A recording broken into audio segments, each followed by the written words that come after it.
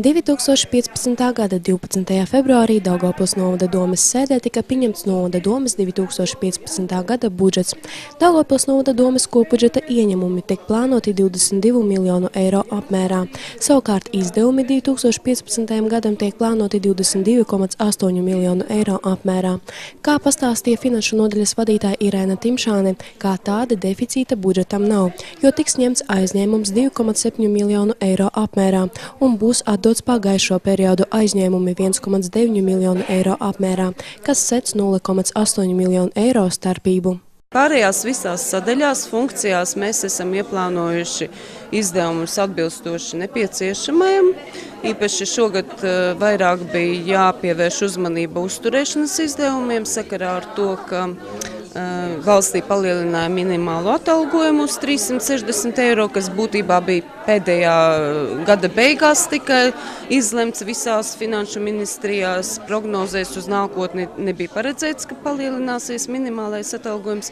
Līdz ar to mums diezgan liela tieši slodze bija uz to, lai nodrošinātu šo minimālo atalgojumu, un arī darbiniekiem, speciālistiem mūsu novadā būtībā nav liels atalgojums, un viņi ļoti tuvu pietuvojās minimālajam atalgojumam. Mēs, protams, spiesti arī bijām palielināt atalgojumu citiem darbiniekiem. Kopumā izglītības nozarei 2015. gadā novada doma ir ieplānojusi līdzekļus 7,4 miljonu eiro apmērā. 2015. gadā tiek turpināta ēdināšanas izdevumu kompensācija.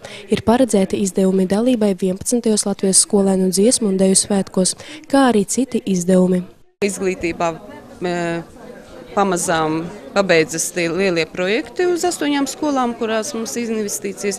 Tad kopumā it kā uz izglītību mums tas strauji samazinās izdevuma apmērs, ja? Bet tas saistīts tikai ar projekta beigu stadiju. Sociālai aizsardzībai 2015. gadam ir paredzēti līdzekļi 2,9 miljonu eiro apmērā un veselībai 349 tūkstoši eiro apmērā. Sociālajiem pabalstiem plānoti līdzekļi 553 tūkstoši eiro apmērā. Pašvaldības pensionāru pirmo 3 dienu uzturēšanos stacionārā izdevumu sekšanai ieplānoti 30 tūkstoši eiro. Sociālās aprūpes iestādes 2015. gadā papildus uzturēšanas izdevumiem ieplānoti Naujienas bērnu nama remontdarbi, kurus veiks humānās militārās programmas ietvaros 130 tūkstoši eiro apmērā, kur pašvaldības līdzfinansējums sastāda tikai autoru uzraudzības un būvuzraudzības izmaksas 5 tūkstošu eiro apmērā. Izmaiņas skāra arī vispārējos valdības dienesta izdevumus. Administrācija, protams, tāds arī mums diezgan liela struktūrā izdevumi sastāda, un tie būs 4,6 miljoni eiro novadā, bet tā skaitā šajos izdevumos ir mums paredzēts 100 tūkstoši eiro rezerves fonds, ja gadījumā būs kaut kas neparedzēts. Ja? Un arī diezgan lielu daļu mēs maksājam 650 tūkstoši savstarpējos norēķinos par mūsu skolēnu bērnu apmācību citās pašvaldībās, kas tāds ļoti liels izdevums, kas mums sāpīgs. Kopumā Daugavpils novada plānotie 2015. gada kopbudžeta izdevumi 22,8 miljonu eiro apjomā procentuāli tiek sadalīti šādi.